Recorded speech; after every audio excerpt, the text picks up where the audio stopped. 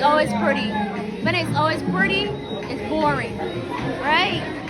Art is expressive. My name is Doris World, and right now we're at Moonlight Interlude with an art show hosted by myself and Obsidian Art. we showcase different artists from different backgrounds. We have plenty of artists featured, and this is a show that we put on to make the art space more inclusive for our I contemporary. knew how hard it was for me to get into like the art scene, so I was like, why not make my own space where I can invite other artists to showcase their work? Make it easier for them. So like I would choose more so like people that would have been now coming into the scene and wanted to be known. Everything is how we're so young and provide a nice little vibe space for the art community. So I hope you enjoy the show.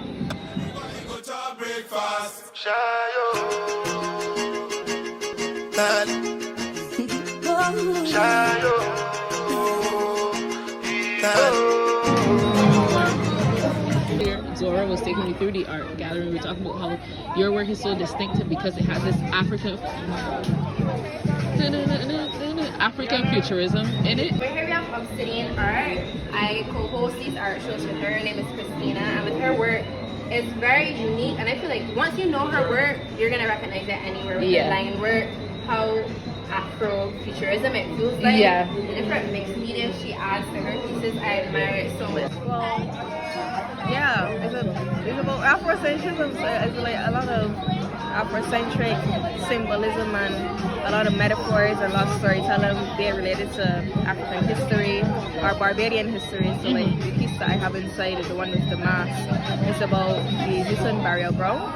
So that's where they had like a good setup. Enslaved persons buried. And it's a lot of people don't know about it. So the piece is basically like, its name is Lost Hands in Houston. So basically like, you know, just to emphasize the fact that I already know about what's that thing that And there's a piece in her of hers that's over here that I wish that I did of these two girls. The symmetry in it, the color palette of it, it just screams Christina, and I admire it so I feel like I've seen this piece in many stages because last time I saw it, if this is the correct one, it wasn't at this stage, and then she just keeps adding more and it just gets deeper and deeper, which is something that I I love really her like. artwork specifically for that. An object or a tactile kind of material, and I was have inspiration based on that kind of material in order to add it into my work. We're here in the corner, we have Gabrielle. She told me this is her first time ever doing a portrait, which I find it hard to believe, but I absolutely love it. It glows in the dark as well. It's a mixture of several mediums, so it's a mixed media piece, so you have like little disco balls on it, you have these petals on the side, you have the little like charms around, you have the foil and the leaf of it, and then you also have like peaks of Barbados in his tie and his neck. Okay, so about the piece that you're showcasing tonight, what's the story behind that? Okay, so I had the idea to create a series of paintings based on masculinity, the male figure. The special like tablecloth you find on your granny's table in his hands, and then in his eyes. I see it. Right? In his eyes are palm trees.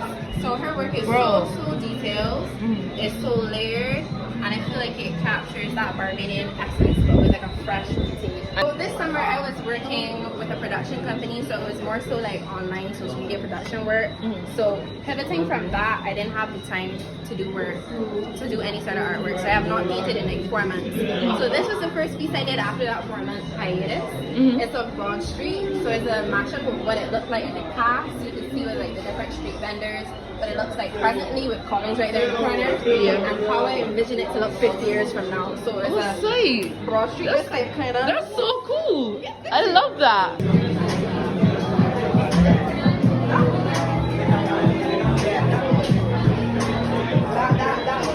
Like the orange one, that is a piece I haven't painted in 2 years, and that was the first piece I did after the 2 years. Mainly because back at BCC I didn't really like painting at all. It was very frustrating to me. I couldn't figure out how people paint and found it relaxing. It just made my head hurt. And I kind of realized that's because I was painting things I did not want to paint. And I was just doing it for a grade, and the pressure of just doing it to get an A was what was really offsetting me. And painting to me is a very emotional thing. Like after I finished doing that painting, like I could understand why it's so hard for artists to sell their work. because I grew an emotional attachment to that. I didn't think I would, but I did. So that was like the first painting I did after 2 years. The second one, which is like the male version of Medusa, I really like Greek mythology, and I kind of just drew inspiration from that. I wanted to like, but I feel like now a lot more young people are actually taking initiative to host art galleries and do curations and all that, and are including people who wouldn't typically get invited to the table, which I think is really dope. What I would love to see is the space for digital artists to be included.